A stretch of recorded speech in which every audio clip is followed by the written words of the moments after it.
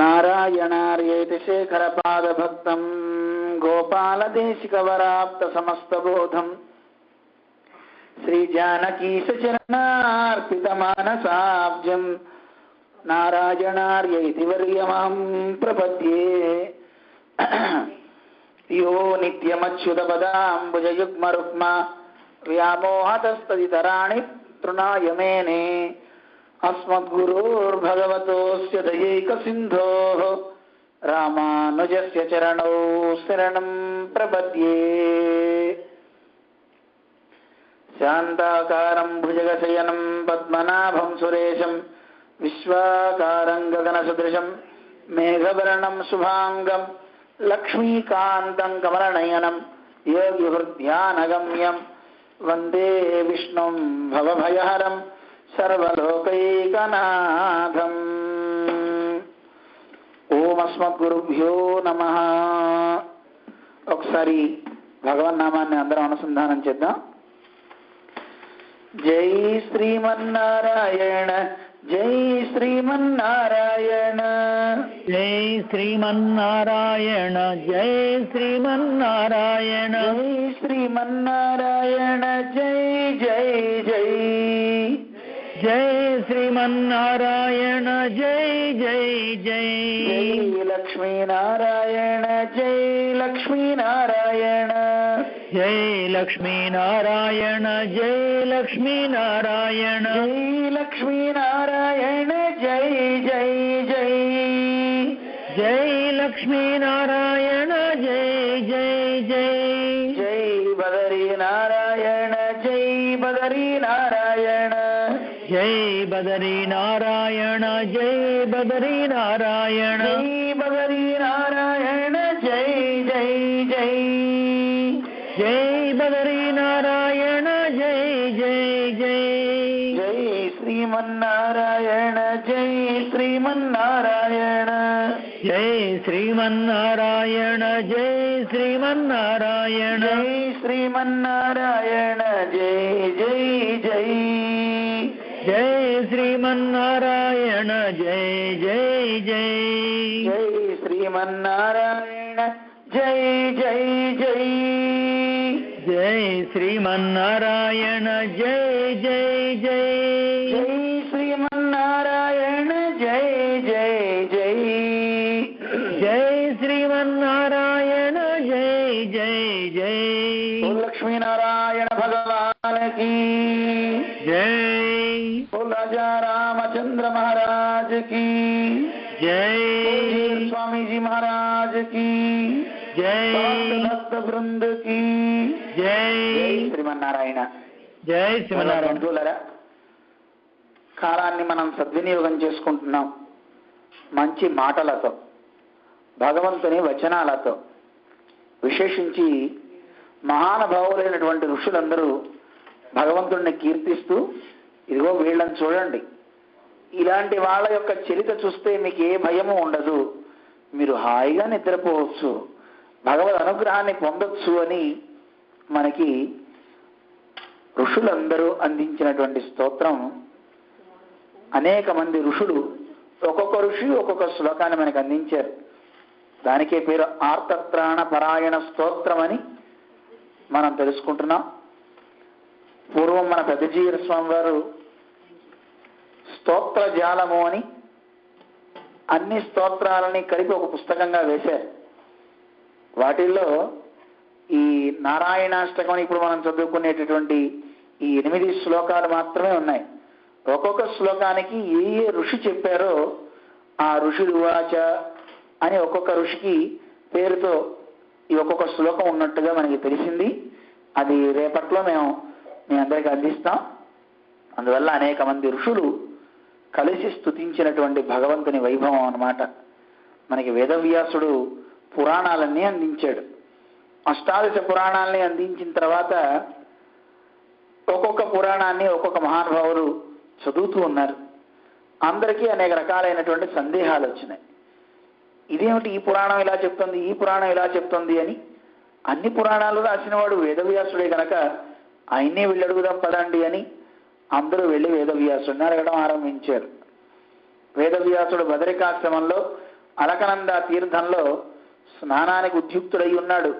ఆ అలకనందలో మోకాళ్లలోతో నిలబడి ఉన్నాడు స్వామి. వచ్చేటటువంటి శిష్యుల యొక్క మనోగతం ముందే తెలిసిపోయింది. మహానుభావులకి చెప్పకుండానే తెలుస్తాయి, మనకి చెప్పినా తెలియవు. అందువల్ల వచ్చేటువంటి వాళ్ళ భావాన్ని తెలుసుకున్న వ్యాసుడు భూతోర్ధ్వబాహు అత్యాత్ర 2 చేతులు పైకెత్తాడు. ఎత్తి వాళ్ళందరికీ చెప్తున్నట్ట, హే పుత్ర శిష్య శృణుత, ఓ పుత్రులారా శిష్యులారా వినండి అంటున్నాడు. ఏమంటే పుత్రులారా అంటున్నాడు ఏమిటి అంటే, గురువు గారికి మనందరం సంతానం. మంత్రో మాత గురు పిత అని శాస్త్రం. మంత్రాన్ని ఇచ్చినటువంటి ఆచార్యుడు మనకి తండ్రి, మంత్రం తల్లి అన్నమాట. అందువల్ల ఈయన పిలిచాడు అందరినీ, హే పుత్ర, మీరంతా పుత్రులారా అని పిలిచాడు. అంటే వాళ్ళందరూ కూడా ఆయన ద్వారా జ్ఞానాన్ని పొందుతున్నారు కనుక పుత్రులతో సమానం, పుత్రుల కంటే అధికం అన్నమాట శిష్యుడు. అలా వేదవ్యాసుడు వాళ్ళ మనోగతం తెలుసుకుని వేద శాస్త్రాత్ పరం నాస్తి నదైవం కేశవాత్ పరమని వాళ్ళ సందేహాన్ని త్రుటిలో సమాధానపరిచాడు. మీకు ఎవరికైనా సందేహం కలిగితే ఆ సందేహాన్ని నివృత్తి చేసుకోవాలంటే వేదానికి మించిన శాస్త్రం ఇంకోటి లేదు. అన్ని సందేహాలకి నివృత్తి వేదం ఒక్కటే. అందువల్ల వేదాన్ని చదివిన వాడికి సందేహాలలో ఎక్కడ తావు ఉండదు. అందువల్ల వేదాధ్యయనంలో మీరు చూసుకోండి, శాస్త్రమే మనకి ప్రమాణం, వేదమే ప్రమాణం అని చెప్పేశాడు. అలాగే నా దైవం కేశవాత్పరం, ఒక్కొక్క పురాణంలో ఒక్కొక్కలాగా ఈ దైవం గొప్ప ఈ దైవం గొప్ప అని మీకు కనపడుతోంది. కానీ అన్ని పురాణాల సారం నేను చెప్తున్నాను వినండి. నా దైవం కేశవాత్పరం, కేశవుడి కంటే పెద్దవాడు ఎవ్వరూ లేనే లేరు, ఆయనతో సముడు గాని. నత సమస్య అభ్యధికశ్చ కుతోజ్ఞ, ఆయనతో సమానుడు గాని ఆయన కంటే అధికుడు గాని ఎవ్వరూ లేరయ్యా అని వేదవ్యాసుడు వాళ్ళకి చెప్పేశాడు. వాళ్ళందరికీ సంశయాలన్నీ తొలగినాయి. అందువల్ల ఆ ఋషులందరూ వేదవ్యాసుడిచ్చిన ఆ విజ్ఞానాన్ని దృఢపరుచుకొని అందించినటువంటి స్తోత్రం అన్నమాట ఈ స్తోత్రం. నారాయణ అష్టకం అని మనం చదువుతున్నాం.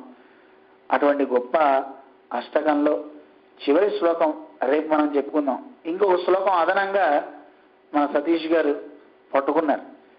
అయితే విశేషించి అన్ని శ్లోకాలలో మనకు కనిపించేవన్నీ కూడాను పాలకడల్లో ఉన్నటువంటి భగవంతుడు, అలాగే రామావతారంలో విభవ రూపాల్లో భగవంతుడు మనం అనుగ్రహించడానికి వచ్చాడు. ఆ విభవ రూపాల్ని మనకి చెప్పారు. అలాగే అంతర్యామి రూపాన్ని మనం నిన్న ధ్రువుడుగా చూసాం. అంటే భగవంతుని యొక్క స్థానాల్లో పర, వ్యూహ, విభవ, అంతర్యామి 4 రూపాలు మనకు వచ్చేసినాయి. మరి బహుశా అందుకేనేమో ఈ శ్లోకాన్ని కూడా పెట్టుకుంటారు. 5వ రూపం కూడా తెలియాలి కదా, దానికే పేరు అర్చావతారం అంటారు. అలా పరుడుగా భగవంతుడు వచ్చినటువంటి రూపం నేరుగా గజేంద్రుణ్ణి సంరక్షించడానికి వచ్చాడు, నేరుగా వైకుంఠం నుంచి వచ్చాడు. మిగతా అవతారాల్లో ఒక్కొక్కటి విభవ అవతారాల కింద మనం చెప్పుకోవచ్చు. అంటే రాముడుగా, కృష్ణుడుగా, నరసింహుడుగా, వామనుడుగా ఒక్కొక్క అవతారంలో తాను వచ్చి అందరి దోషాలని తొలగించి వారందరినీ అనుగ్రహించాడు అని తెలుస్తుంది.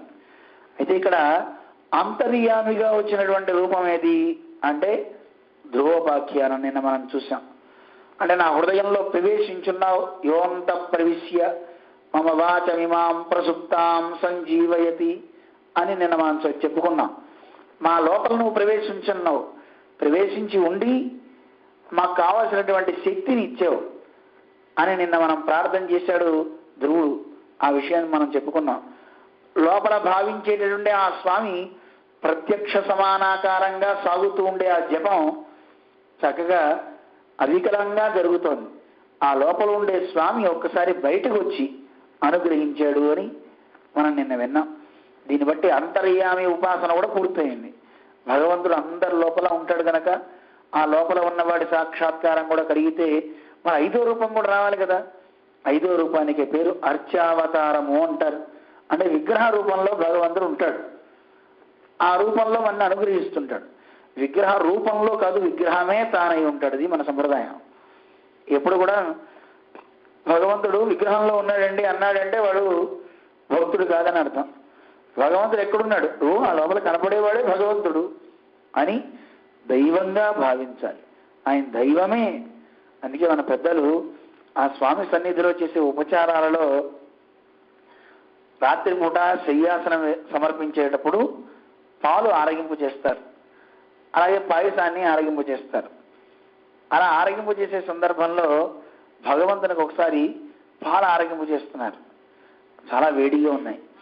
అందరూ అన్నట్టు ఆరగింపు చేసేవై బయలుదేరుదాం, సమయం అయిపోతుంది కదా, బాగా వేడిగా ఉన్నాయండి, స్వామికి నోరు కాలదు అని ఆ అర్చక స్వామి దాన్ని అట్నుంచిటు ఇట్నుంచిటు తిరగవేస్తున్నాడు. దాన్ని ఎంత తిరగవేస్తున్నా ఇంకా చల్లారట్లా. అప్పుడు ఏం చేశాడు, చెయ్యి అడ్డు పెట్టుకుని ఉఫ్ ఉఫ్ అని ఊదాడు. చెయ్యి అడ్డు పెట్టుకోకుండా ఊదకూడదండి, అందుకని అడ్డు పెట్టుకుని చేతి మీద నుంచి ఆ గాలి వెళ్ళేలాగా చేసి దాన్ని చల్లారిచ్చాడు. అలానే మరీ చల్లగా ఉండకూడదు, అతి ఉష్ణం ఉండకూడదు, అతి శీతలం ఉండకూడదు. మీరు తినడానికి ఎంత వేడి అవసరమో అంత వేడినే దేవునికి పెట్టాలి. తల్లి కూడా పిల్లవాడికి ఎలా తినిపిస్తుంది భోజనం, బాగా మెత్తగా చేసేసి దాన్ని గోరు ముద్ద, గోరు మీద కొంచెం తీసుకుని చిన్న పిల్లవాడికి పెడుతుంది తప్ప మీరు తిన్నట్టుగా కవళం పెడుతుందా నోట్లో పిల్లవాడికి? కవళం అంటే ఇంత ముద్ద పిల్లవాడు తినగలుగుతాడా? ఊపిరి ఆడుతుందా? ఆ వేడి కూడా లేకుండా ఉఫ్ ఉఫ్ అని ఊత్తూ 1-2 సార్లు తల్లి చూసి మెత్తగా చేసి అప్పుడు తినే ముందు కూడా కొంత రుచి కూడా చూస్తుంది, ఉప్పు అన్నీ సరిపోయినాయా లేవా, మంచిగా ఉందా లేదా చూసి అప్పుడు తల్లి పిల్లవాడికి పెట్టినట్లుగా ఈ మహానుభావుడు కూడా భగవంతునికి పెట్టేటప్పుడు ఆ పాలు మరీ వేడిగా లేకుండా చల్లార్చి పెట్టేట. సమర్పించి తిరిగి వెళ్తుంటే దైవం ఆగలేక అమ్మాళ్ అని పిలిచేటండి, అమ్మగారు అన్నట్ట. దైవం అర్చామూర్తిగా ఉండి ఆ శబ్దం వినపడిన అర్చకుడికి ఆ నడాదూర్ అమ్మాళ్ళని మహానుభావుడు గొప్ప వంశం అన్నమాట. వంశం అంటే భగవంతుణ్ణి అక్కడ ఉన్నది ఏదో ఒక శిల, ఏదో మూర్తి, విగ్రహం, ఏదో ఎలా అయినా పెట్టేసేయచ్చు అని కాదు. ఆయనకి నోరు కాలకూడదు, ప్రేమగా చేయాలి, ఇలాంటి ఒక భావుకత, అలాంటి భావంతో చేశాడు కనుక దేవుడి దగ్గర నుంచి స్పందన వచ్చేసిందండి. మనకు ఆ భావన ఉండదు కనుక దేవుడి దగ్గర నుంచి కూడా ఆ భావనలు ఏం రావట్లే, అందుకునేంటి శక్తి మన దగ్గర లేకపోతుంది. అంత గొప్ప ప్రేమతో ఆ మహానుభావుడు చక్కగా చేశాడు. అందువల్ల మనకి అర్చామూర్తిగా ఉండే రూపం చాలా గొప్పది. మన పెద్దలంతా అంటారు మిగతా అవతారాలన్నిటికంటే అర్చావతారం చాలా చాలా గొప్పది అన్నారు. అలాంటి అర్చారూపంలో మన ఇందకి దర్శనం ఇచ్చినటువంటి మొట్టమొదటి మూర్తి ఎవరు అంటే శ్రీరంగనాథుడు. రంగనాథుడే అన్ని మూర్తులకి నిలయము, ఆయనే స్థానం. అలాంటి ఆ రంగనాథుని వైభవాన్ని మనకి తెలియచేస్తోంది ఈ శ్లోకం. ఒకసారి ఈ శ్లోకాన్ని మేము చెప్తాము అందరం కలిసి అని, ఆ అర్థాన్ని కూడా కొంచెం సేపు తెలుసుకుందాం. ఓం అస్మద్గురుభ్యో నమః. కావేరీ కావేరీ హృదయాభిరామ పులినే దయాభిరామ పుళినే పుణ్యే పుణ్యే జగన్మంగళే జగన్మంగళే చంద్రాంభోజవతీ తటే చంద్రాంభోజవతీ తటే పరిసరే పరిసరే ధాత్రా సమారాధితే ధాత్రా సమారాధితే శ్రీరంగే శ్రీరంగే భుజగేంద్రశయనే భుజగేంద్రశయనే చేతే చేతే సదా యః పుమాన్ సదా యః పుమాన్ ఆర్తత్రాణపరాయణః ఆర్తత్రాణపరాయణః భగవాన్ స భగవాన్ నారాయణః నారాయణః మే గతిః. మే గతిః. చాలా అందమైన శ్లోకం. భగవంతుడు నిద్రపోతున్నట్ట. ఎక్కడ నిద్రపోతున్నాడు? కావేరీ హృదయాభిరామ పులినే. కావేరీ నది, ఆ నది హృదయాభిరామ. కావేరీ నది ఒక స్త్రీ అయితే ఆ నది యొక్క హృదయ భాగం దగ్గర స్వామి ప్రకాశిస్తూ అభిరామ ప్రకాశిస్తూ పులినే అక్కడ ఉండే ఇసుక తెన్నెల మీద ఉన్నట్ట. ఎవరున్నారో తెలుస్తుంది. ఎలాంటి వాడు ఉన్నాడు? జగన్మంగళే పుణ్యే, జగన్మంగళే ఈ జగత్తుకు మొత్తానికి మంగళం చేసేటటువంటి వాడు, పుణ్యే పుణ్యాలకే పుణ్యప్రదుడు. అలాంటి స్వామి ఆ కావేరీ హృదయాభిరామంలో ఇసుక తన్నుల దగ్గర చంద్రాంభోజవతీ తటే, అక్కడ చంద్ర పుష్కరిణి అని ఒక చిన్న సరస్సు ఉంది, ఒక చిన్న పుష్కరిణి. పుష్కరిణి ఇక్కడ చాలా అందంగా ప్రయోగించారు. అంభోజవతి నీళ్లలో పుట్టేది తామరడు. ఆ పుష్పాలన్నీ ఎక్కువగా కలిగినటువంటి పుష్కరిణి చంద్ర పుష్కరిణి. ఆ పుష్కరిణి తటే దాని ఒడ్డున, పరిసరే దాని ఒడ్డున కొంచెం దగ్గరలో, ధాత్రా సమారాధితే, ధాత్ర అంటే బ్రహ్మగారి చేత ఆరాధించబడ్డాడు. ధాత అంటే బ్రహ్మగారు, ధాత్ర అంటే బ్రహ్మచేత అని తృతీయ విభక్తిలో చెప్పారు. బ్రహ్మచేత ఆరాధించబడ్డాడు. ఎవరాయన? ఆ ఊరి పేరేమిటి? శ్రీరంగే. ఆ ఊరికి పేరు శ్రీరంగం అని పేరు. ఆ శ్రీరంగం యందు భుజగేంద్రశయనే ఆదిశేషుడు ఒక పడకగా కలిగి ఉన్నట్ట, మంచి పడకై ఉన్నట్ట. ఆ ఆదిశేషుడి మీద ఏం చేస్తున్నాడు? సేతే శుభ్రంగా నిద్రపోతున్నట్ట.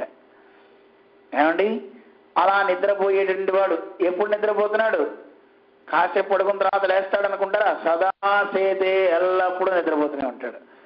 ఎప్పుడు ఆయన ఆ ఆదిశేషుడి మీద నిద్రించేటటువంటి యఃపుమాన్, ఏ రంగనాథుడు అయితే పురుషోత్తముడైనటువంటి ఆ రంగనాథుడు ఉన్నాడో ఆయన కూడా ఆర్తత్రాణ పరాయణ, ఆర్తత్రాణ పరాయణుడు. స భగవాన్ నారాయణ, ఆయన సాక్షాత్తు నారాయణుడు. ఆయన మాకు గతి, ఆయన మాకు దిక్కు అని మనకి తెలియజేసే అద్భుతమైన శ్లోకం. మనం సంప్రదాయంలో ప్రతి వాళ్ళు చదివేటటువంటి శ్లోకం రంగనాథుడి గురించి. మీరు రాముణ్ణి చేయండి, కృష్ణుణ్ణి చేయండి, నరసింహస్వామిని చేయండి, ఏ దివ్య దేశంలో ఆరాధనలు జరుగుతున్నా చెప్పేటువంటి తని అని ఏమిటో తెలుసా? చివర్లో శ్రీరంగ శ్రియం అనుపద్రవాం అనుదినం సంవర్ధయ, శ్రీరంగంలో ఉండేటువంటి సంపదలు ఎప్పుడు పెరుగుగాక అని ఎప్పుడు చెప్తుంటారు. ఏమిటి శ్రీరంగంలో ఉన్న సంపద అంటే? నిజానికి ముందు శ్రీరంగం అంటే ఏమిటో తెలుసుకోవాలి. శ్రీ అంటే లక్ష్మీదేవి, రంగము అంటే స్థానము, ఆడే స్థానము. ఎవరన్నా నాటకాలు వేసేటప్పుడు చూడండి, రంగస్థలం రంగస్థలం అంటారు కదా, ఆడే చోటని అర్థం. ఎవరు ఆడతారు అక్కడ? శ్రీ లక్ష్మీదేవి ఆడే స్థానం అంటండి. అలాంటి ఆ శ్రీరంగాన్ని తన స్థానంగా చేసుకున్నాడు భగవంతుడు. ఆ శ్రీరంగానికి ఉన్న శ్రీయం సంపద ఏది అంటే లక్ష్మీదేవి కాదట. లక్ష్మీదేవి కూడా సంపదైన వాడు రంగనాథుడు. ఆ రంగనాథుడు ఎప్పుడు కూడా ఆ శ్రీయానికి ఏ రకమైనటువంటి అవధ్యం చెడు కలగకూడదు. అందుకే మహానుభావులైన మన పూర్వాచార్యులు తురుష్కులు లాంటి వాళ్ళ నుంచి రంగనాథుడిని కాపాడుకోవడానికి వాళ్ళు పడ్డ శ్రమలు అన్నీ ఇన్ని కావు, ప్రాణాలు అర్పించారు.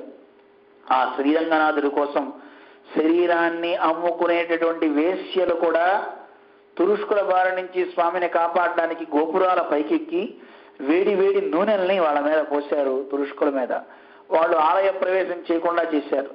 కానీ ఎంతసేపు చేయగలరు? ఆ తర్వాత వాళ్ళ ఆలయంలోకి ప్రవేశిస్తుంటే రంగనాథునికి జరిగే అవధ్యం చెడు మేము చూడలేమని ఆ గోపురం మీద నుంచి పడి దూకి మరణించారు ఆ స్త్రీలు. చూడండి ఎంత గొప్ప ప్రేమ రంగనాథుడి మీద వాళ్ళకు ఉంది. అందుకే భగవంతుడు కూడా వాళ్ళ మీద అంత ప్రేమ చూపించాడు. శ్రీరంగంలో ఎవరు శరీరాన్ని వదిలినా వాళ్ళంతా వెళ్ళే స్థానం సామాన్యమైన స్థానం కాదుటండి. ఒకసారి శంకర భగవత్పాదుల వారు తమ శిష్యులతో అలా ప్రయాణం చేసి వస్తుంటే ఒక జ్యోతి అలా పైకి వెళ్తుందట. శిష్యులంతా అడిగారట, గురువుగారు గురువుగారు ఏదో ఒక జ్యోతి ఏదో ప్రకాశిస్తూ పైకి వెళ్తుంది ఏమిటి అని. ఒరే అది మీకు తెలియదులేరా? కాదు గురువుగారు, చెప్పండి గురువుగారు, ఇదేంటి ఈ స్థానంకి ఏదో గొప్పతనం ఉంది, ఏ ఊరు వచ్చాను, చీకటిగా ఉంది కదా మాకు తెలియట్లేదంటే ఆయన చెప్పారు, ఇదం హిరంగం, ఇది శ్రీరంగం రా. ఓహో శ్రీరంగమా, అయితే ఏమిటి గొప్ప ఈ జ్యోతి ఏమిటి? అరే ఆ వెళ్ళేవాడు శరీరాన్ని వదిలిపెట్టిన జీవుడు రా అన్నారు. త్యజతామిహాంగం, శరీరాన్ని వదిలిపెడితే ఏమవుతుందో తెలుసునా? ఏమవుతుంది గురువు గారు? త్యజతామిహాంగం. శరీరాన్ని వదిలిపెట్టిన తర్వాత మళ్ళీ శరీరం రాదు. అయ్యో, మరి వాడు ఎక్కడికి పోతాడు? వాడికి శరీరం లేకపోతే ఎలాగా వస్తుందిరా? ఇది చాంగమేతి.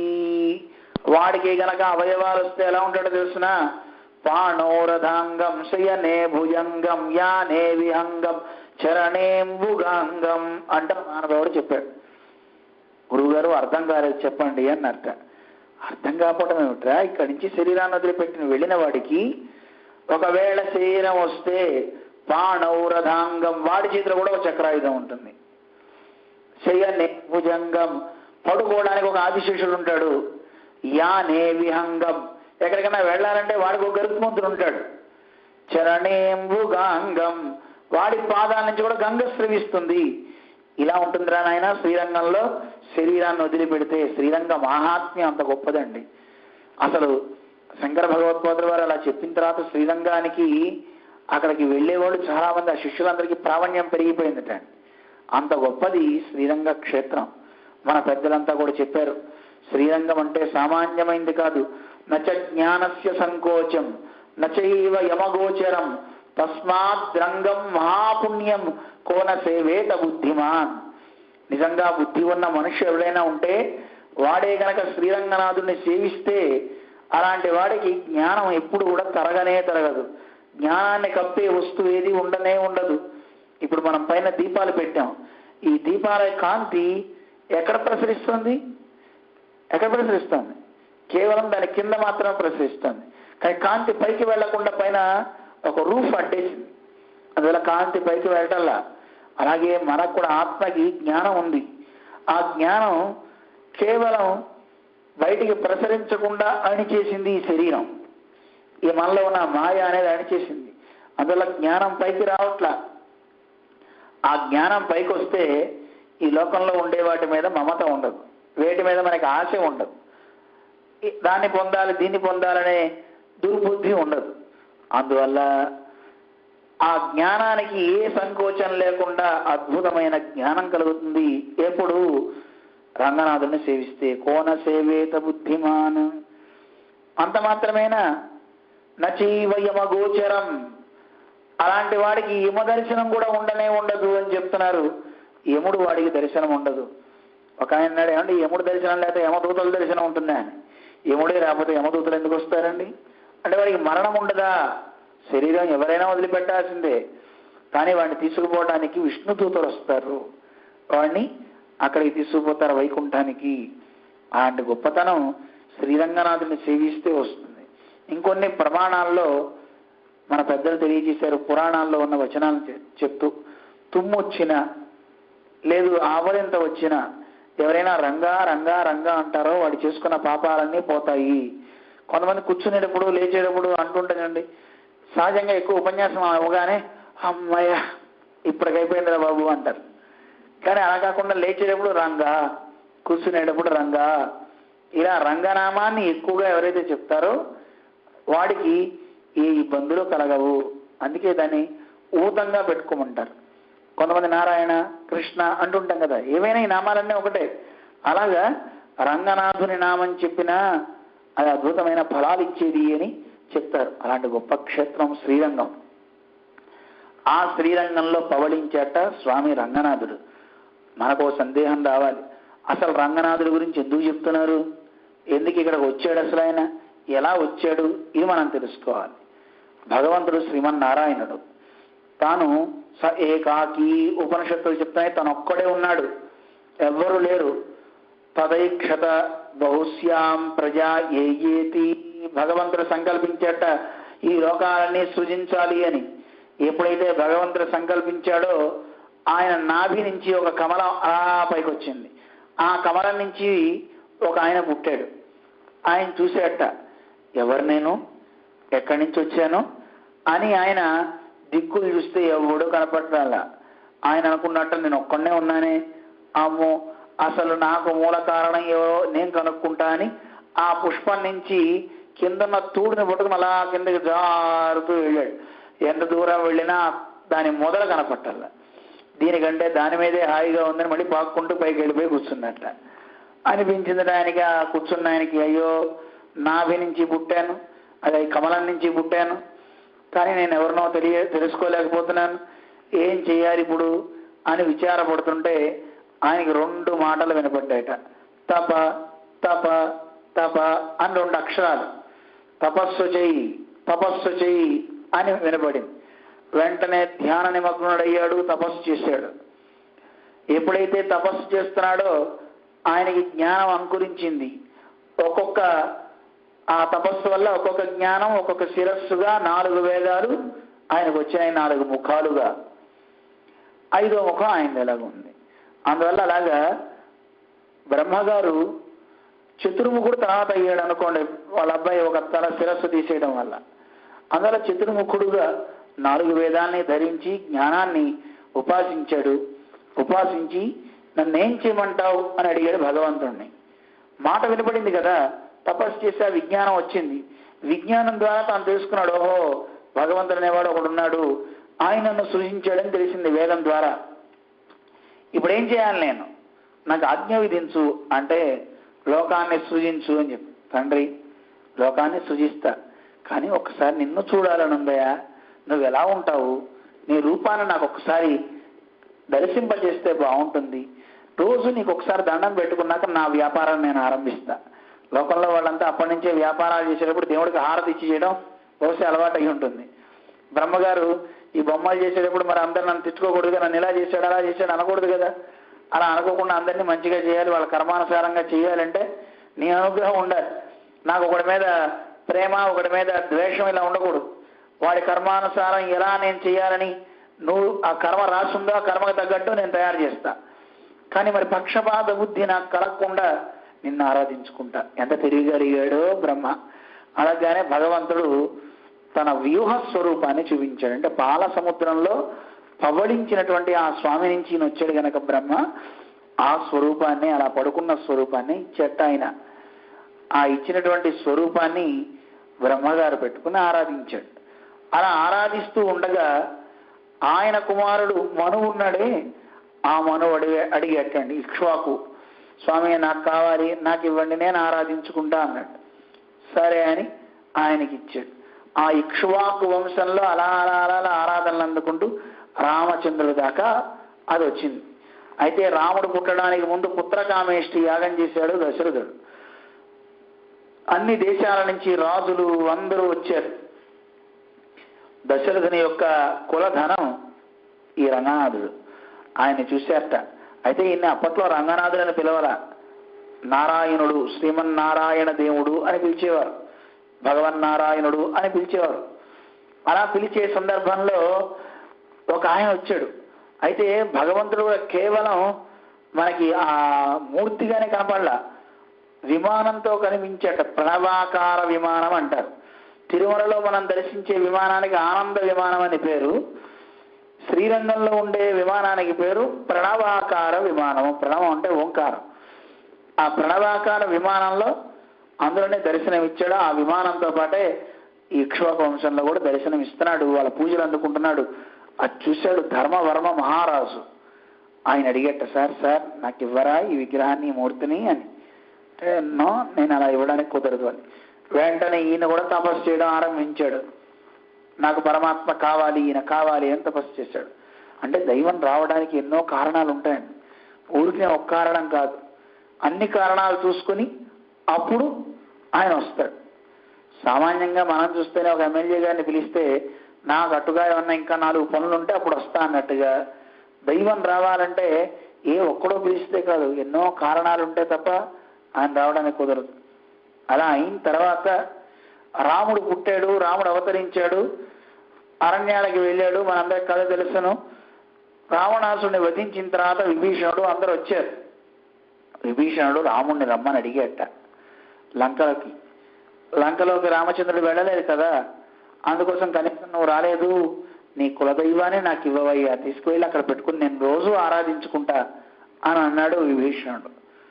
సరే అని రామచంద్రుడు ఇచ్చాడు. లబ్ధ్వా కులధనం రాజా లంకా ప్రాయాత్ విభీషణ అని మనకి రామాయణం తెలియజేస్తోంది.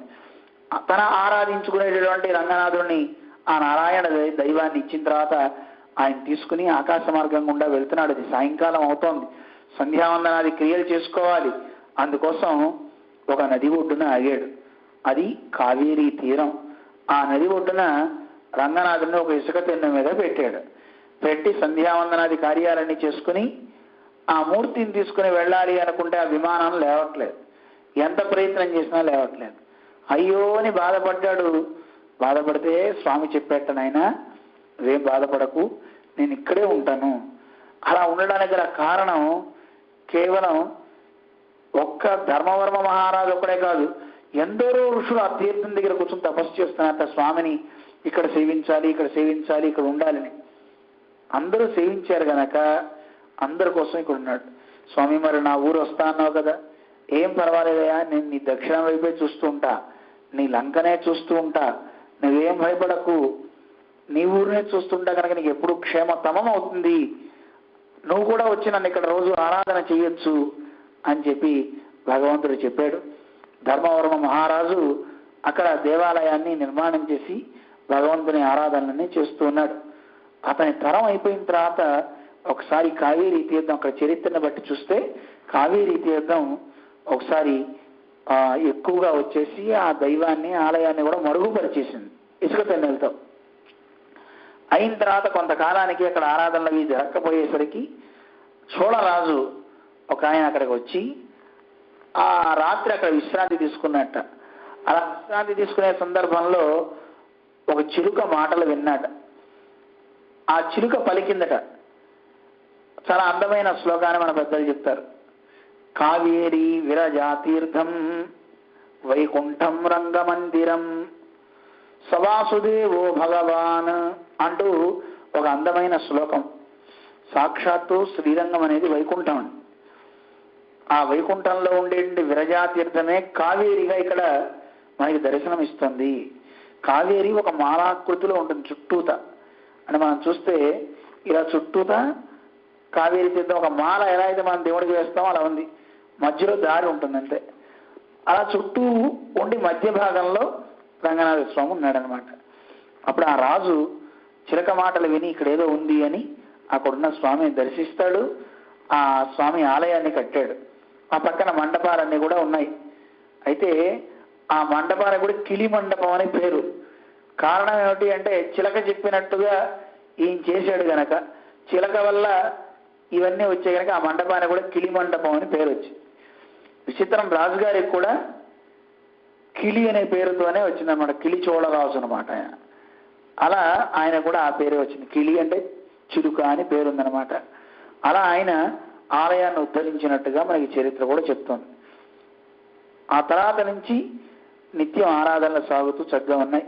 మన పరాశర భట్టలు మొదలైన మహానుభావులు ఎందరో శ్రీరంగనాథుడి విషయంలో ఎన్నో శ్లోకాన్ని మనకు అందించారు. చాలా అద్భుతమైనటువంటి విశేషాన్ని మనకి చెప్తారు.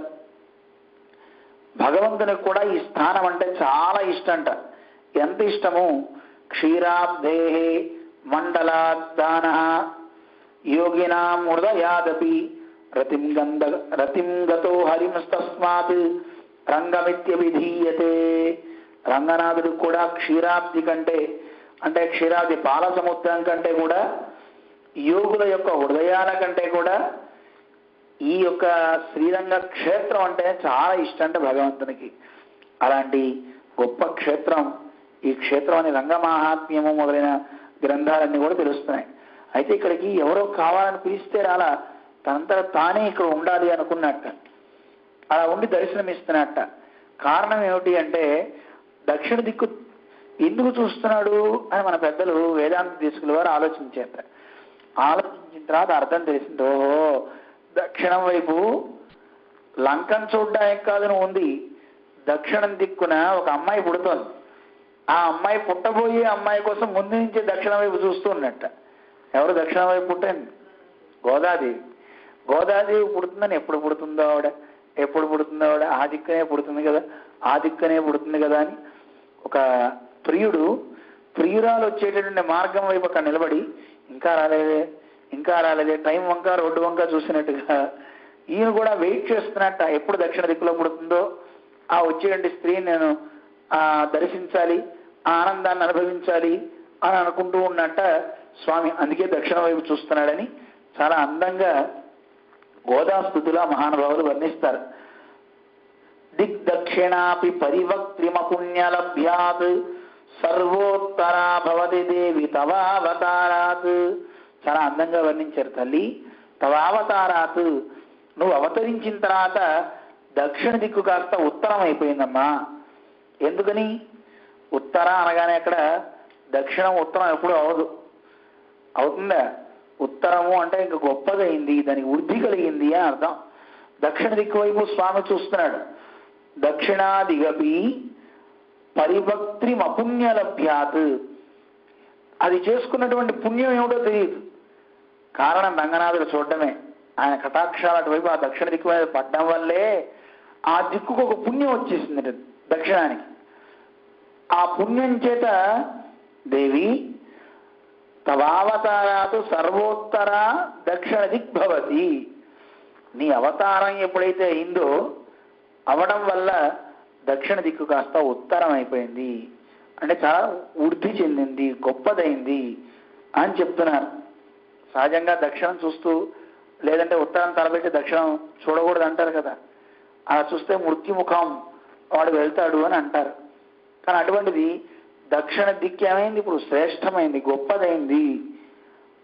ఎత్రైవ రంగపతినా బహుమాన పూర్వం నిద్రాలునాపి నియతం నిహితా కటాక్షా. చాలా అందంగా వర్ణించారు వేదాంతిస్కుల వారు. నిద్రాలునాపి, నిద్రపోతూ కూడా ఆయన కటాక్షాన్ని ప్రసరించకుండా ఆపలేదు. అక్కడ పడుకున్నా ఆయన ఏం చేస్తున్నాడు? తన ప్రసారాన్ని ఎప్పుడు చేస్తూనే ఉన్నాడు దక్షిణ దిక్కు వైపు. ఎందుకని? నువ్వు అవతరిస్తున్నావు కదా, నిన్ను చూడాలి కదా అని తన కటాక్షాలని ఎప్పుడు కూడా అలా ప్రసరింపజేస్తున్నాడు తల్లి. అందువల్ల నువ్వు దక్షిణ దిక్కులో అవతరించడం వల్ల, అటుపక్క అవతరించడం వల్ల ఆ దిక్కుకే ఒక గొప్పతనం వచ్చేసింది అని చాలా అందంగా వర్ణిస్తారు. అందువల్ల శ్రీరంగనాథుడు అక్కడ పవళించి ఉన్నాడు. పవళించి ఉన్నటువంటి ఆ స్వామి చంద్రాం భోజవతీ తటే, చంద్ర పుష్కరణి అని కూడా ఒక పుష్కరణి ఉంది. ఆ పుష్కరణి దగ్గర కూడా అక్కడ స్వామి పవళించాడు. నిజానికి ఆ పుష్కరణ కూడా గొప్ప మహాత్మ్యం ఉందండి. చంద్రుడికి తను చేసుకున్నటువంటి పాపాలు తొలగడం కోసమని ఈ శ్రీరంగంలో ఉన్నటువంటి రంగనాథుని సమీపంలో ఉన్న పుష్కరంలో స్నానం చేశాట. అందువల్ల ఆయన యొక్క దోషాలన్నీ తొలగిపోయినాయి. అంటే ఎన్ని పాపాలు చేసిన వాడైనా ఆ పుష్కరంలో స్నానం చేస్తే వాడి పాపాలు తొలగి మహాభక్తుడై మళ్ళీ పాపాలు చేయడు వాడు. అంటే పోతాయి కనుక మళ్ళీ చేయొచ్చునా అనుకోకూడదు. పోయివాడు సన్మార్గగాముడు అవుతాడు. అందువల్ల చంద్ర పుష్కరిణిగా దానికి ఒక పేరు వచ్చేసింది అనమాట. అక్కడ బ్రహ్మగారు నిత్యం ప్రతిరోజు ఆరాధన చేస్తారు. ధాత్ర సమారాధితే, ఎందుకంటే బ్రహ్మ కూడా ఆరాధన చేయాలి కదా. రోజు బ్రహ్మగారు వచ్చి ఆరాధన చేస్తాడు, విభీషణాద్వా వచ్చి ఆరాధన చేస్తాడు. అలాంటి గొప్పదండి, సామాన్యమైంది కాదు శ్రీరంగ క్షేత్రం. అలాంటి శ్రీరంగనాథ క్షేత్రంలో భగవంతుడు ఆదిశేషుడి మీద పవళించి ఉన్నాడు అన్నారు ఈ శ్లోకంలో. ఏమంటే పవళించిన వాడు మనకి రక్షకుడు ఏమవుతాడు అని అనుకోకండి. పాతు ప్రణతరక్షాయాం విలంబమసహన్నివ సదా పంచాయుధీం బిభ్రత్ సన శ్రీరంగనాయక అంటారు మన పెద్దలు. భగవంతుడు ఆయుధాలు ధరించినట్టుగా అక్కడ కనపడ్డు, కానీ పంచాయుధాలు ఉన్నట్టుగా సేవించాడు. అలా ధరించి ఏం చేస్తున్నట్ట ఆ మహానుభావుడు రంగనాథుడు? ఎవరైతే తన దగ్గరికి వచ్చి రక్షించమని అంజలి ఘటిస్తారో అలాంటి వాళ్ళని రక్షించడంలో ఆలస్యమేం చేయకుండా ఉండడం కోసమని సదా పంచాయుధీం బిభ్రత్, ఆ పంచాయుధాలని ధరించి అందరినీ రక్షిస్తుంటట ఆ మహానుభావుడు. అందుకే శ్రీరంగంలో ఆ స్వామి సౌందర్యాన్ని చూడడానికి పెద్దలంతా కూడా అక్కడే పడి ఉంటారు. పరాశర భట్టర్ వారు ఒకసారి రంగనాథుని చూసే అవకాశం లేకపోయింది. కోపం వచ్చి ఆయన వెళ్ళిపోయారు రంగనాథుని దగ్గర ఉండనని. అది పరాశర భట్టర్ వారే కాదు, రామానుజాచార్య స్వామి కూడా రంగనాథుని చూడకుండా వెళ్ళిపోతారు కోపంతో. చాలా సంవత్సరాలు రాలేదు. కారణం, యామునాచార్య స్వామిని చూడడానికి వస్తే రామానుజుల వారు అక్కడికి రాగానే వారు పరంపదించారు. నా గురువుని చూడకుండా చేశాడు ఈ రంగనాథుడు, అందువల్ల నేను ఈ రంగనాథుని చూడనని వెళ్ళిపోయారు రామానుజు గారు. తర్వాత వచ్చారు చూశారు అనుకోండి. అలాగే పరాశర భట్టలు అనే మహానుభావులు కూడా అక్కడ ఆ దేశంలో ఉండేటువంటి రాజుగారు ఒక అర్చక గృహాన్ని కొట్టేస్తుంటే, అలా కొట్టకూడదయా, నువ్వు ప్రాకారం కట్టేటట్టయితే అర్చకుడి గృహాన్ని కొట్టకు. ఎందుకంటే నిజానికి ప్రాకారం చుట్టూ కట్టే గోడలు దేవుడికి రక్షణ కాదు, భగవద్భక్తులు చేసే మంగళాశాసనం భగవంతునికి రక్ష. అలాంటి వాళ్ళ ఇల్లు కొట్టడం తప్పని చెప్పినా వినకుండా ఆయన కొట్టేశాడు ఇంటిని. ఇలా కొట్టేశాడు కనుక రంగనాథుడి దగ్గరనే ఉండదని వెళ్ళిపోయాడు. అలాగే మన చిన్నజీయ స్వామి కూడా 1000 కాళ్ళ మండపం కొట్టేశారని తిరుపతి వెళ్ళన్నారు. చాలా మంది అంటుంటారు, ఏమండి రంగనాథుడి గురించి ఎందుకంటే జీఎల్ స్వామికి కోపం దేవుడి మీద అలా ఉండొచ్చునా, ఎవరైనా చేస్తారా ఇలా కానీ, పిచ్చోడు తెలియదు వాళ్ళకి. అంతకుముందు పరాశర భట్టర్ వారు రామానుజ ఇద్దరు చేశారు. మరి అదే అవతారం కనుక వారు కూడా దేవుడి మీద అడిగారు. ఏం చేస్తారు మరి, మిగతా వాళ్ళ మీద అడిగితే ఊరుకుంటారా? అందుకని దేవుడి మీద అడిగారు, ఏం చేస్తాం స్వామి, మేము చేతగానే వాళ్ళం, మేం చేసుకోలేకపోయాను నీ పనిని, నీ మీద అలగడం కాదు మాకు, మేము నీ పని చేయలేకపోయామే అని సిగ్గుతో మొహం చూపించుకోలేక వెళ్ళిపోయానని. పరాశర భట్టర్ కూడా అంతే. భట్టర్ వారు, నీకు మంగళాశాసనం చేసే భక్తుడి గృహాన్ని నేను రక్షించుకోలేకపోయాను, నీకు నా మొహం ఎలా చూపించుకోను? ఆ రాజు కూడా నా శిష్యుడే, అయినా మాట వినలేదు, ఏం చేస్తాను? అందువల్ల నేను నా మొహం చూపించుకోలేని వారు వెళ్ళిపోయారు. రామానుజులు అంతే. నా గురువుని నేను పొందలేకపోయా, గురువులు ఉంటేనే కదా నిన్ను నేను దర్శించగలిగేది, ఆ గురువే లేనప్పుడు నేను దర్శిస్తానని వెళ్ళిపోయారు. ఆయన కూడా కోపం వాళ్ళ మీద వాళ్ళకి తప్ప రంగనాథుల మీద దైవం మీద కాదు. మన జీయస్వామైనా అంతే. వాళ్ళ కోపం ఎందుకు వచ్చింది? తమ మీద తమకు కోపం, తమ మీద తమకి బాధ. ఎంతమంది శిష్యులు ఉన్నాం, ఎంత అద్భుతాలు చేయొచ్చును. ఎవరూ మాట్లాడరు, ఎవరికి వారు లడ్డూల కోసం తిరుపతి వెళ్తారో వచ్చేస్తారు. ధర్మం గురించి మాట్లాడే వ్యక్తులు ఎంతమంది ఉన్నారు?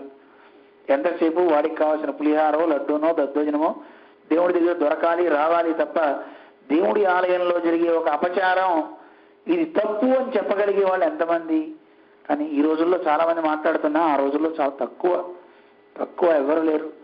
నిలబడ్డారు స్వామివారు, వారికి కొందరు పెద్దలు నిలబడ్డారు, వాళ్ళు వెనకాతలున్నారు. అందువల్ల పరాశర భట్టర్ వారు కూడా దూరమయ్యి రంగనాథుడి గురించి చింతిస్తూ, నిజానికి దూరమైన వాళ్ళ బాధ చాలా ఎక్కువ అంటే మనకి తెలియదు. జీయస్వామి ఎంత బాధపడుతున్నారో.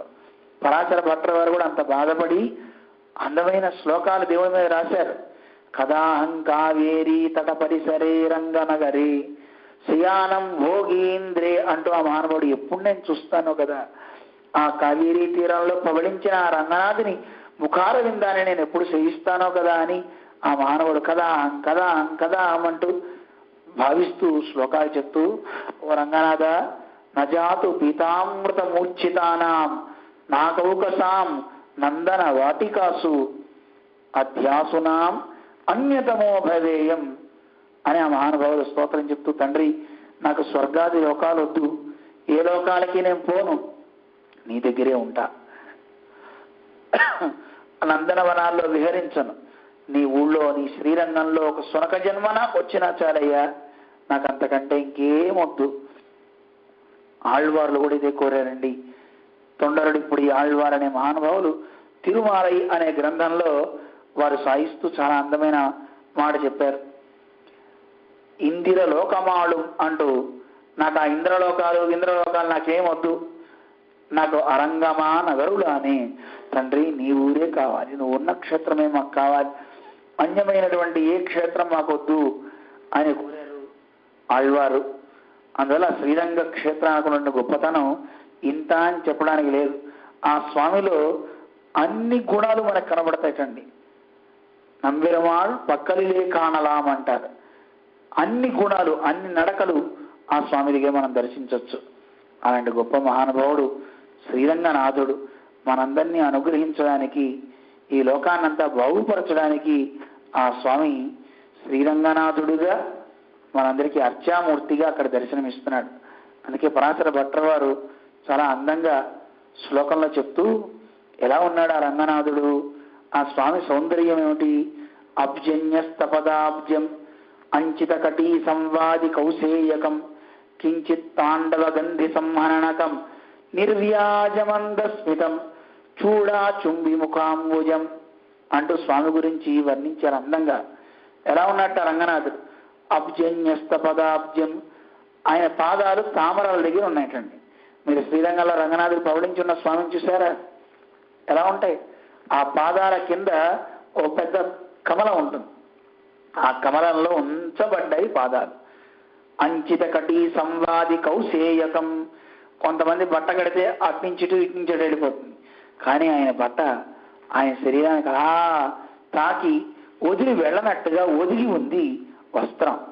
అంచిత కటి సంవాది కౌశేయకం చూడా చుంబిముఖాంబుజం, పైన పెట్టిన కిరీటం నుదురుని ముద్దు పెట్టుకుంటున్నట్టుగా ఉందటండి. కిరీటం పెడతారు కదా, ఇక్కడ దాకా వస్తుంది కదా, ఇక్కడ దాకా వస్తే ఆ ముఖార విందాన్ని ఆ కిరీటం ముద్దు పెట్టుకుంటుందా అన్నట్టుగా కిరీటం ఉందట. చూడా చుంబిముఖాంబుజం నిజ భుజా విశ్రాంత పంచాయుధం, ఆయన భుజాల మీద తగ్గ విశ్రాంతి తీసుకుంటున్నాడు. పంచాయుధాలన్నీ కూడా హాయిగా ఉన్నాయటండి. అలాగే నిర్వ్యాజమంత స్మితం, భగవంతుడిని చూస్తే ఏ కారణం లేకుండానే అందరినీ పలకరిస్తున్నట్టుగా నవ్వుతూ ఉంటాట రంగనాథుడు. చూసారా రంగనాథుడిని? అక్కడికి వెళ్ళి మనం సీరియస్గా మొహం పెడతాం తప్ప ఆయన ఎప్పుడు నవ్వుతూనే ఉంటాడు. తిట్టేవాడిని చూసినా నవ్వుతాడు, పొగిడేవాడిని చూసినా నవ్వుతాడు. దైవం అంతే, ఆయన ఏం మాట్లాడు. ఏమంటే తిట్టేవాడిని చూసి ఎందుకు నవ్వడం? పిచ్చివాడా, నన్ను తిడుతున్నావు కానీ నన్ను స్తోత్రమే చేస్తున్నావురా, మాట్లాడితే గోవిందుడు అలాంటి వాడు, గోవిందుడు ఇలాంటి వాడు అంటున్నావు కదా, అది స్తోత్రమే. అలాగే కొంతమంది వస్తారు, దేవుడా ఇగో ఈ 11 రూపాయలు ముడుపు కట్టి వేస్తున్నా, నాకు 1,00,000 రూపాయలు రావాల్సిన వచ్చేయాలి. ఎంత ఆశ్చర్యం వేస్తున్నానండి. వాడి కోట్ల రూపాయల ఆస్తి రావాలి, కలిసి రావాలి, 11 రూపాయలు ముడుపు కట్టి అందులో వేస్తాడు. ఏమండి 11 రూపాయలు ముడుపు కట్టి 1,00,00,000 రూపాయలు రావాలని ఆలోచించడం ఎంత అవివేకం అండి. దేవుడు అలా చేసి పెట్టేస్తాడా మనకి? వాడిని చూసి నవ్వుకుంటాట, ఓహో నువ్వు ఇలాంటి వాడివే. జిఎస్ వాడు ఎప్పుడు ఒక కథ చెప్తూ ఉంటాను, నాకు చిన్నప్పుడు విన్నాను, చాలా అందమైన కథ. ఒకడు భగవంతుడి దగ్గరికి వెళ్ళి ప్రార్థన చేసేట, స్వామి స్వామి ఈరోజు నేను చిన్న వ్యాపారం మొదలు పెడుతున్నా, వ్యాపారంలో లాభం వస్తే ఆ లాభం చెరిసగం తీసుకుందాం అన్నట్ట. సరే ఓకే, డీల్ ఓకే అయిపోయింది. వ్యాపారం చేశాడు, వాడికి రూపాయి లాభం వచ్చిందట. ఆ రూపాయి లాభం వస్తే షాపుకి వెళ్ళి 2 రూపాయలు తీసుకున్నట్ట. 2 రూపాయలు జేబులో వేసుకొని ముందు గబగబా దేవునికి హుండీలో వేయడానికని పరిగెత్తుకుని వెళ్ళాట. ఆ వెళ్లే సందర్భంలో ఎదురుగా తగిలి కింద పడిపోయాడు. 1 రూపాయి వెళ్ళిపోయి డ్రైనేజీలో పడిపోయింది. అయ్యయ్యో అని బాధపడ్డాడు. తీద్దాం అనుకున్నా కుదరలా. గుళ్ళోకి వెళ్ళాట, భగవంతుని దగ్గరికి వెళ్ళాడు, 1 రూపాయి తీసేట. తీసి భగవంతుడి దగ్గర వేద్దామా వద్దా అని చూసి అన్నట్ట, భగవంతుడా నేను సిన్సియర్గానే నీ దగ్గరికి వచ్చాను, 2 రూపాయలు తీసుకున్నాను, అందులో కరెక్ట్గా నీ 1 రూపాయి డ్రైనేజీలో పడిపోయింది అన్నట్టు. వాడు చూడండి ఎలాంటి వాడు. అంటే భగవంతుని సమర్పించేది అదే ఎందుకు అనుకోవాలి? ఇదే అనుకోవచ్చు కదా, నాదే పడిపోయింది అనుకుని ఇదే దేవునికి సమర్పించవచ్చు కదా. మనిషి బుద్ధి అలా ఉంటుంది. దానికి దైవం ఏం చేసింది? ఏం చేస్తుంది? అమాయకుడు కదా, నవ్వు ఊరుకుంటాడు అంతే. భగవంతుడు ఎప్పుడు కూడా అపేక్ష చేయడండి, వీడి తెగించి ఏదో తీసుకోవాలి, ఏదో అడగాలి. నిజానికి చాలా మంది దైవాన్ని చూసి భయపడతారు. అమ్మో నేను మొక్కుకున్నానండి, ఇవ్వకపోతే దేవుడు ఏమైనా చేస్తే నా కళ్ళు పీకేస్తాడంటే, కాళ్ళు తీసేస్తాడంటే. భయపడకు, దేవుడు నీ తండ్రి. నీ తండ్రి ఎప్పుడైనా నీ కళ్ళు పొడిచేస్తాడా? నీ కాళ్ళు తీసేస్తాడా? నువ్వు అలా అనుకుంటే నీకు అలాగే అవుతుందేమో, కానీ దైవం ఎప్పుడూ అలా చేసేది కాదు. దైవం మన తండ్రి గనక తండ్రి ఎప్పుడూ తన పిల్లలకి వైకల్యాన్ని కలిగించడు. నిజంగా నీకు విశ్వాసం ఉండి నా తండ్రి అనే భావంతో దగ్గరికి వెళ్తే నీలో దోషాన్ని సరిచేసేవాడు తప్ప దండించేవాడు కాదు పరమాత్మ. మరి ఏమండి, క్షిపామి అజస్రమసుభాన్ ఆసురీష్వేవ యోనిష్వ అన్నాడు కదా భగవద్గీతలో. అసుర యోనుల్లో పారేస్తా అని మీ నాన్న అంట. ఒరే చదువుకుని జాగ్రత్తగా ఇంటికి అయితే కాళ్ళు విరక్కొట్టేస్తా అంటాడు. విరక్కొట్టేస్తాడండి నాన్న? మాట అంటాడంతే. భగవద్గీతలో కూడా స్వామి మాట అంటున్నాడు తప్ప ఆ పని చేయడండి. మనకి భగవంతుడు చేసే ఉపకారాలు ఏమిటి అంటే, గదామి బుద్ధియోగంతం, నేను నీకు బుద్ధియోగాన్ని ఇస్తాను రారా అని చెప్తున్నాడు. పోనీ నన్ను కాకుండా వేరే ఎవరినన్నా నువ్వు ఉపాసిస్తున్నావా, పో వాళ్ళని కూడా చెయ్యి, వాళ్ళల్లో కూడా నేనే ఉన్నాను, నీకు అది తెలియదు, తెలుసుకున్నాక నీకే ఎప్పుడు తెలుస్తుందిలే. భగవంతుడు ఎంత గొప్పవాడండి. మిగతా మతాలలో అలా లేదు. నన్ను కాకుండా ఇతరులను పూజిస్తే వాడిని రాళ్లతో కొట్టి చంపండి అని ఉంది. కానీ మన దైవం, మన సంప్రదాయాల్లో, మన మతంలో చెప్పేది ఒకటే భగవంతుడు. నన్ను కాకుండా ఇతర దైవాలను ఉపాసిస్తున్నావా, చెయ్యి, వాళ్ళలో నేనున్నా. పితృని యాంతి పితృవ్రతాహ, ఒకవేళ పితృదేవతలను ఆరాధిస్తున్నావా, అందులో కూడా నేనే ఉండి స్వీకరిస్తున్నా, ఏం పర్వాలా, అక్కడే చేసుకో. నా గురించి నీకు నిదానంగా తెలుస్తుంది, చివరికన్నా నా గురించి తెలుసుకుంటావు.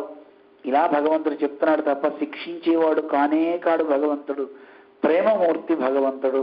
అందుకే అయ్యో నేను మొక్కుకున్నానండి, నాకు ఇదవలేదండి అదవలేదండి అని భయపడకండి. అలా లేనిపోని మొక్కులు మొక్కుకోకండి. తండ్రి దగ్గర పని చేయించుకోవడానికి పిల్లవాడు వెళ్ళి నాన్న నీకు కాఫీ కూడా ముడుపు కడుతున్నా అంటారా, లేదంటే డికాషన్ ముడుపు కడతా అంటారా? ఎందుకన్నా ముడుపులు? తండ్రి దగ్గరికి ప్రేమతో వెళ్ళడమే. డిమాండ్ చేయొచ్చు, నాకెందుకు చెయ్యు అని అడగచ్చు. ఆ దైవాన్ని అడగండి హాయిగాను, అంతే తప్ప మొక్కులు గిక్కులు ఇవేం అవసరం లేదు. చక్కగా ఆయన్ని చక్కగా మనం ముందుకు వెళ్ళొచ్చు.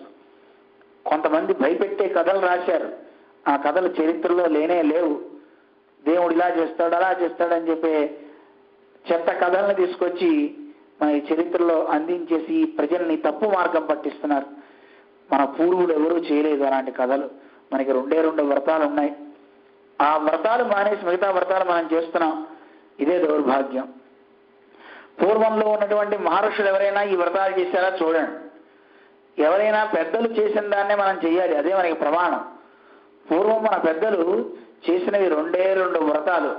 ఒకటి ఏకాదశి వ్రతం, 2 ధనుర్మాస వ్రతం, శ్రీ వ్రతం అంటారు. ఈ 2 చేస్తే అక్షయమైన సంపదలు నీకు ఈ లోకంలో కలుగుతాయి. శరీరం వదిలేక అక్షయమైన లోకం, ఆ వైకుంఠాన్ని నువ్వు పొందుతావని చెప్తున్నారు. అందువల్ల మనం చేయవలసింది పొందవలసింది ఈ 2 వ్రతాలు చాలు. ఈ 2 వ్రతాల కంటే మిగతా ఎన్ని వ్రతాలు చేసినా ఈ 2 వ్రతాలు మానేస్తే నిష్ప్రయోజనం. ఈ లోకంలో వచ్చే చిన్న చిన్న సుఖాలు వచ్చేస్తాయి తప్ప నువ్వు ఉత్తమ గతిని పొందలేవు. మనకి బ్రహ్మచారి గురించి చెప్తారు. బ్రహ్మచారి ప్రతిరోజు అగ్నికార్యం చేయాలి. అతను హోమం చేసేటప్పుడు సమిధని అంటే ఒక పుల్లని నేతిలో ముంచి అగ్నిహోత్రంలో వేస్తూ ఉంటాడు. అందులో ఒక మంత్రం చెప్తూ వేస్తాడు, సమిధమాదాయాగ్నే సర్వవ్రతో భూయా సద్గుస్వా. ఒక చిన్న సమిధని నేతిలో ముంచి వేయడం వల్ల వాడు అన్ని వ్రతాలు చేసిన వాడు అవుతాడు అని వేదం చెప్తాం. వాడికి వేరే వ్రతం లేదు. బ్రహ్మచారికి చేయవలసింది ఏమిటి? వ్రతం, వేదాధ్యయనమే వ్రతం. అంతే తప్ప నేను నందికేశ్వర వ్రతం చేస్తా, ఏదో లక్ష్మీనారాయణ వ్రతం చేస్తా, చలిమిడి వ్రతం చేస్తా కూర్చుని తింటాం కాదు. చేయాల్సిన పని వాడు వేదాధ్యయనమే, అంతే తప్ప వాడికి ఇంకా వేరేదేం లేదు. వాడు చేసే ఆ అగ్నిహోత్ర ఉపాసన 10 నిమిషాలు పడుతుంది. ఆ ఒక్క ఉపాసన చేస్తే అన్ని వ్రతాలు చేసిన ఫలం కలుగుతుందండి. అంత గొప్పతనం. మా చిన్నప్పుడు మా ఆలయం దగ్గర గురువు గారు పాఠం చెప్తూ ఆ మహానుభావుడికి దండం పెట్టుకోవాలి. విష్ణుభట్ల వారు, పూర్ణశాస్త్రి గారని ఆయనే రోజు సమిధులు తెచ్చిచ్చేవారు. అదే రామానుజ రోజు అగ్నికార్యం చేయరా అని ఉదయం సాయంత్రం చేయించేవారు. అలాంటి గొప్ప మహానుభావులు ఆ మార్గంలో నడిపించారు కనుకే అన్ని వ్రతాలు చేసిన ఫలం వచ్చేసిగో ఇప్పుడు ఏ వ్రతం లేకుండా హాయిగా 2 వ్రతాలు పట్టుకున్నా. ఒకటి శ్రీ వ్రతము, 2 మన ఏకాదశి వ్రతం. ఈ 2 వ్రతాలు చేసుకునే జ్ఞానాన్ని నాకు కలిగేలా చేసింది అప్పుడు చేసిన ఆ అనుగ్రహమే. జీఎస్ స్వామి వారి ద్వారా ఈ పనులు చేసే ఒక గొప్ప శక్తిని ఇచ్చింది అనిపిస్తుంది. అందువల్ల 2 వ్రతం, మిగతా వ్రతాలకి అనవసరంగా సమయాన్ని వృధా చేయకండి. ఏకాదశి వ్రతం, శ్రీ వ్రతం అంటే ధనుర్మాస వ్రతం, ఈ 2 చక్కగా చేద్దాం. మిగతావి ఏం అవసరం లేదు. భగవద్ అనుగ్రహం కలగడానికి అంతకంటే వేరేమీ అవసరం లేదు. అందుకని దైవం దగ్గర భయపడక్కర్లేదు. మన పరాశర భట్టర్ వారు ఆ స్వామి సౌందర్యాన్ని చూసి, అబ్బా ఇంత గొప్ప సౌందర్యం కలిగిన నిన్ను వదిలిపెట్టి ఇంకెక్కడికి పోతానయ్యా, తపయిత పశ్యేమ శరదశతం, 100 సంవత్సరాలు నిన్ను చూస్తూ కాలం గడిపేస్తా, ఇక్కడే ఉంటా. ఎంత బాగా కోరారండి స్వామిని. 100 సంవత్సరాల్లో ఏదో ఉదయం పూట లేదా సండే ఎప్పుడో వచ్చి వీకెండ్లో వస్తాను, వీక్ డేస్లో నా పని చూసుకుంటాను అని అనలేదు. ఆయన ఎంత మహానుభావుడు. నిండు 100 ఏళ్ళు నీ సేవలో గడిపేస్తా, నిన్ను చూస్తూ గడుపుతా అన్నారు. అలాంటి గొప్ప స్థానం శ్రీరంగం. ఆ శ్రీరంగంలో పవళించి ఉన్నటువంటి స్వామి పేరు తెలిసిన, ఆ దిక్కుకు తిరిగి దండం పెట్టిన పుణ్యం. అందుకే రోజు సంధ్యావందనం చేసిన బ్రాహ్మలు లేదా ఎవరైనా సరే, సంధ్యావందనం అంటే సూర్యుడికి నీళ్లు, ప్రకృతికి నీళ్లు వదలటం కదా, నీళ్లు వదిలిన తర్వాత దక్షిణం దిక్కుకి తిరిగి శ్రీరంగానికి నీళ్లు వదలాలి అంటారు. అందుకే మన పెద్దలు రోజు చదువుతూ అడియారగల్వాజ అరంగ నగర్వాజ అని చదువుతారు. భక్తులు బాగుండాలి, రంగడు బాగుండాలి. ఏముంటాయా ఎందుకు ఇలా అడిగామంటే, రంగడు బాగుంటే చేతిలో పొంగలి బాగా వస్తుందండి అన్నాడు ఒక ఆయన. అందువల్ల రంగడు బాగుండాలి, భక్తులు బాగుండాలి. ఈ ఇద్దరు బాగుంటే మనం బాగుంటాం. అందుకే మనం ప్రతిరోజు అనుక్షణం శ్రీరంగ శ్రీ మనపద్రవ మనదినం సంవర్ధే చదువుతాం. అలా చదివిన వాడికి ఆ భగవంతుడు రంగనాథుడు ఎప్పుడూ అనుగ్రహిస్తుంటాడు, వాళ్ళని రక్షిస్తుంటాడు అని చెప్పే శ్లోకం. ఒకసారి ఆ శ్లోకాన్ని చెప్తాను, పూర్తి చేసుకొని రంగనాథుడిని చక్కగా నామస్మరణ చేసుకొని చక్కగా రంగనాథుడి దగ్గర మనం కూడా పౌలిద్దాం. అన్ని దివ్యక్షేత్రాల్లో ఉన్నటువంటి పెరుమాళ్ళందరూ నిద్రపోవడానికి వెళ్ళేది శ్రీరంగమే. శ్రీరంగంలో రాత్రి నిద్రపోతారట, పొద్దున్నే స్నానానికి ముక్తినాథు వెళ్తారట. అలా అక్కడ స్నానం చేస్తారట చల్లటి నీళ్ళల్లో. అలాగే భోజనానికి వెళ్ళేది మన పూరి జగన్నాథ క్షేత్రానికి భోజనానికి అందరూ అక్కడికి వెళ్తారట. అలంకారం కోసం తిరుమల వెళ్తారట. ఇలా చాలా అందంగా చమత్కారంగా చెప్తారు. ఆ తర్వాత ఎప్పుడన్నా చెప్తాను మీకు. ఇప్పుడు ఈ శ్లోకం చెప్పండి, మనకి సమయం అయింది కనుక. కావేరీ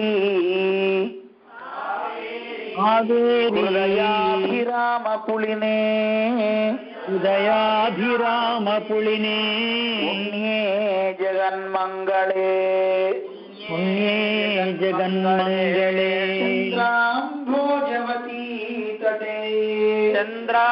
చంద్రాంభోజవతీ తటే పరిసరే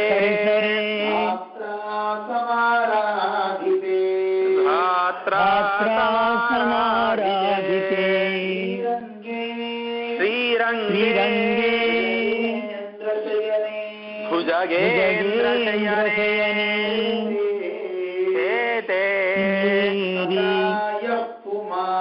సదాయః పుమాన్